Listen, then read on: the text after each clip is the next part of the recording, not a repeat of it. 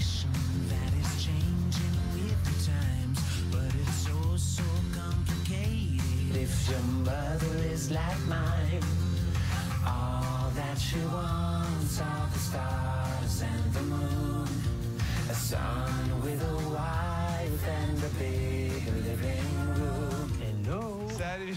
Ça va? Très bien. C'est toujours la période la plus difficile. Pourquoi? J'écris, c'est amusant. Je produis, c'est amusant. Et tout d'un coup, je mixe. Et quand je mixe, je réalise, en fait, il faut imprimer tout pour la dernière fois. Et ça va être figé pour les prochaines années dans cette version-là. Et là, toutes les paroles de tes chansons sont dans ton ordinateur? Ouais, ça non. c'est mon ordinateur. Et moi, je suis complètement parano. Je suis sûr qu'il y a des gens qui nous suivent partout. Je casse la caméra. Mais franchement. Mais pas pour mes paroles, hein. Parce que t'as peur que les gens te voient? Ouais, bien sûr. Mais franchement, Mika. Mon ami m'a montré comment le faire. Je peux pas le dire parce que c'est même pas légal. Il m'a montré qu'il pouvait le faire. Il est rentré dans ma caméra. T'as des drôles d'amis, je trouve. Non, lui. C'est pas rassurant. Il travaille dans une banque, il devrait être en prison, ce mec, je t'assure. Quelle sera la chanson qui sera le prochain single au Québec? Une chanson qui s'appelle Talk About You. Qu'est-ce qui te reste à travailler maintenant sur ton album? Il y a des petites voix à faire, il y a des chansons qui sont pas enregistrées. Quand je fais le mixing, je n'aime pas être à Los Angeles. Alors il y a Greg Wells avec qui j'ai fait 4 albums, maintenant c'est le 4e. Il m'envoie des mix le matin, j'écoute, j'ajoute des petites voix et ensuite on imprime des petits fixes de backing vocals, du piano, des trucs que je veux ajouter. Et quand il arrive au studio, il refait le mix, il me le renvoie et si on est content, on arrête.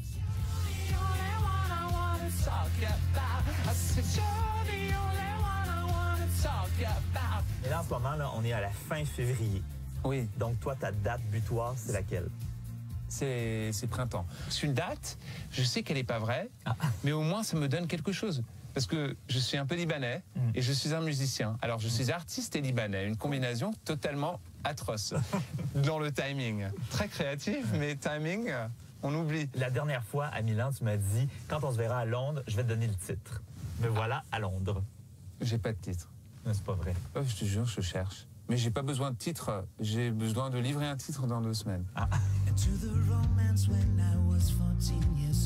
Cette chanson-là, par exemple, quand tu l'as envoyée aux radios, qu'est-ce qu'ils ont dit? Quand j'ai présenté la chanson Good Guys, parce qu'il y a la ligne qui dit Where have all the gay guys gone? Et où sont tous les mecs gays? Pour moi, c'est un hommage, c'est drôle, ça provoque, exact. Dans le bon sens. Et aussi, il y a une partie dans le couplet où ça parle de tous mes héros qui, ou publiquement ou secrètement, étaient gays ou un peu gays, et ça parle de ça. Mais bon, là, c'est drôle, et c'est intéressant, et c'est beau, et c'est sincère.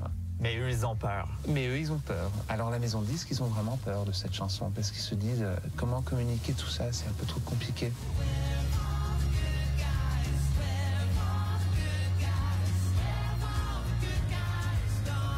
Un jour, j'étais à Los Angeles et j'avais loué une maison pour 2 mois pour écrire et pour enregistrer un peu. Ce qui était drôle, quand on était en train d'enregistrer dans cette maison, chaque 45 minutes, on devait attendre parce qu'il y avait du bruit. Parce qu'en fait, il y avait les tour bus de stars là, qui faisaient les Star Tours. Pour aller voir les maisons des stars. Pour aller voir les maisons des stars. Et sans savoir, complètement par hasard, j'avais loué la maison d'Orlando Bloom.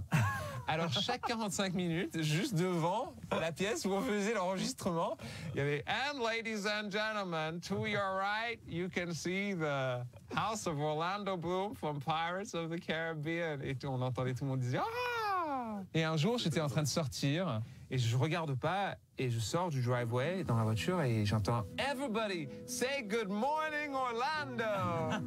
There's a party going on in here. Moi, j'ai lu les paroles de Last Party. Oui. Et c'est mélancolique.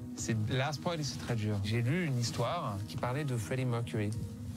Et quand il a découvert qu'il avait le sida, il s'est enfermé dans un club.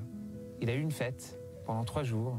Et je me suis dit, c'est tellement triste. Cette histoire m'a vraiment marqué. Et je me suis dit, pourquoi pas écrire quelque chose qui parle de ça.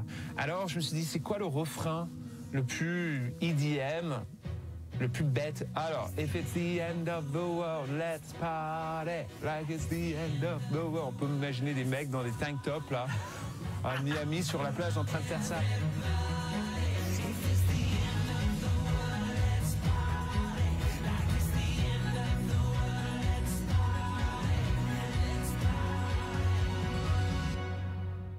There's a party going on in here. It's been happening for many years. And even if it all goes bad, it was the best time we ever had. Mais c'est hyper touchant. Ah. C'est vraiment touchant, cette chanson-là. C'est un peu lourd. C'est pour ça que je préfère généralement... C'est la première fois que je parle vraiment de cette histoire derrière la chanson, parce que je préfère juste la présenter. Et de temps en temps, il ne faut pas trop parler de quoi une chanson parle. Who can I blame with everything I've done? Is this the price we pay for too much fun? Don't be misled, it's not a twist of fate. It's just what happens when you stay out Check it out. Est-ce que c'est à ça que ressemble ta vie à l'extérieur de la chanson? Ouais, bah en fait, ça, c'est un endroit où je connais extrêmement bien. 120 mètres dans cette direction là-bas, c'est le studio que j'ai utilisé pendant 10 ans. Un tout petit garage qui appartient dans la maison d'un ami. OK. Et c'est là où j'ai fait toutes mes maquettes. Toutes mes maquettes. Je travaillais comme un serveur. Et avec l'argent que je gagnais, je payais 25 pounds par heure pour travailler dans son studio. Et c'est là où j'ai fait Grace Kelly, Over My Shoulder, Happy Ending, enregistré dans son petit garage là-bas. Ah, voilà, son pote. Phenomenal dog. How old is she? 12. All right. See you later. Bye.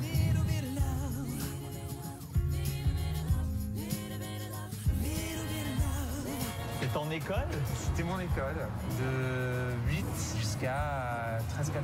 Premièrement, je suis allé dans un lycée, un grand lycée français. OK. Ils m'ont viré. Pendant un an, j'ai rien.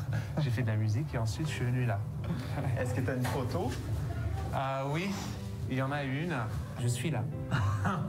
Avec les petits cheveux bien coiffés. Puis est-ce que c'est des bons souvenirs pour toi? Oui, super bon souvenir. Ouais. C'était top. Donc ici, c'était ta cour de récréation? Oui, c'est ça? ouais, mais bon, c'était ma cour de récréation même avant que j'étais à l'école. On partageait ça, ma famille et l'école. J'avais mes lapins, littéralement, la cage des lapins juste là, devant l'école. Alors il y avait tous les petits-enfants, les gosses là qui me regardaient, sans même, et qui se demandaient mais qu'est-ce qu'il fait lui? Pourquoi nous on travaille et lui il fait rien? Il joue avec des lapins tous les jours. Et finalement, le directeur de l'école est venu parler à ma mère. Il a dit, on a un problème, votre fils il est toujours en train de jouer dans le jardin. Est-ce qu'on peut faire quelque chose là? Parce qu'on a un problème. Et finalement, ils m'ont pris. Est-ce que tu étais un bon étudiant? Was I a good student, since this is where... Très bien. I was a good student. I arrived here and I didn't know how to spell. Didn't really know how to read English properly. You're a bit dyslexic, I guess. Yeah, really, and I had just come from that horrible experience at the lycée. So I went for an interview, and he made me spell lion. I couldn't spell lion. And he went, we don't need to do any more. Very good, very good. And the next day I was in school. J'oubliais tout, j'oubliais mes devoirs. Je devais rentrer chez moi. Je devais me cacher, rentrer, reprendre des choses à la maison et revenir ici. Ou parce que de temps en temps, j'avais faim. Je mangeais un peu, je revenais, j'avais des croûtes de, je sais pas, des miettes de pain partout sur la bouche. Et je sortais et il y avait lui qui m'attendait comme ça. On savait que c'était pas pour toujours. On savait qu'on pouvait tout perdre. Je fais ça tous les jours. Il y a quelque chose qui va pas. Une, c'est fini, j'en ai marre.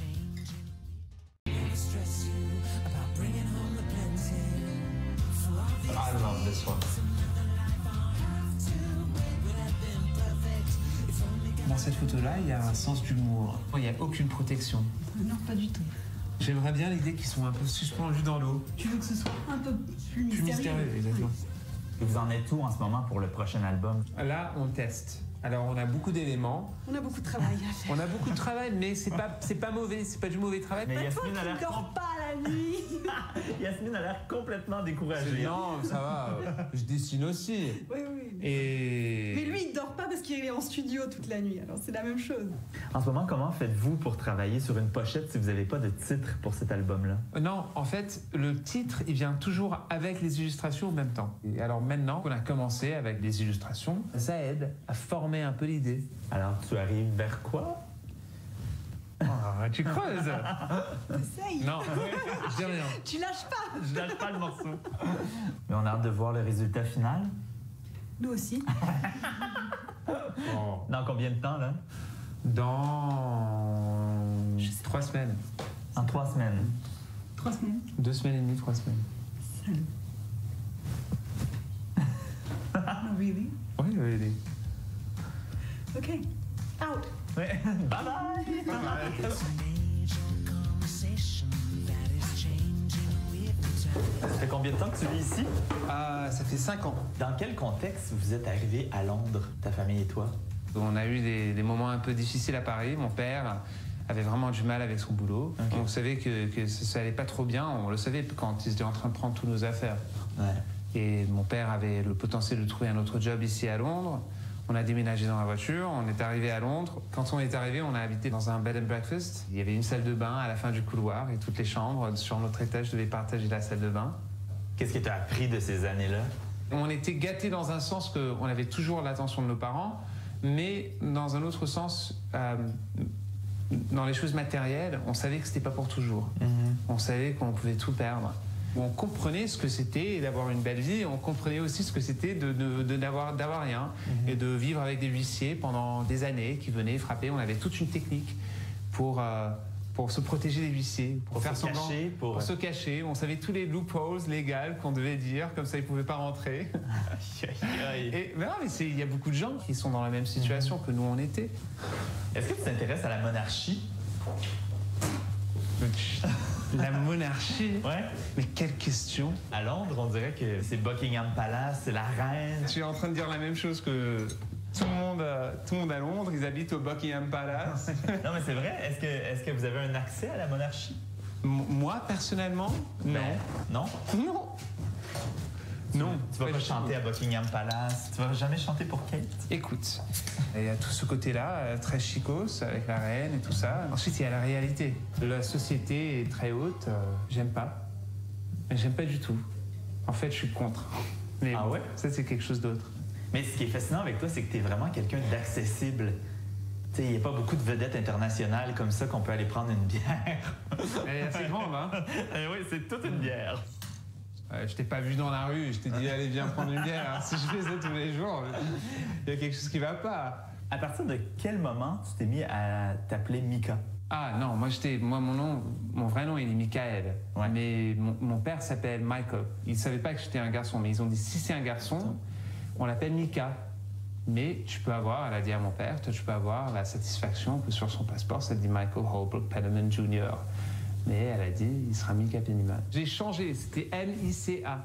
Okay. Et moi, quand j'étais en train de faire ce petit truc, la maquette là, avec tous les dessins, je regardais mon nom, le M-I et le A, tout est avec des angles. Alors je me suis dit, visuellement, ça serait mieux avec un K. Alors j'ai dit, c'est fini, je l'appelle, je suis Mika avec un K. On trinque à la sortie de l'album? Oui, Oui. À quand? au printemps. Au printemps. Ouais. On a hâte de l'entendre. Merci beaucoup, Mika. Merci à toi. Merci.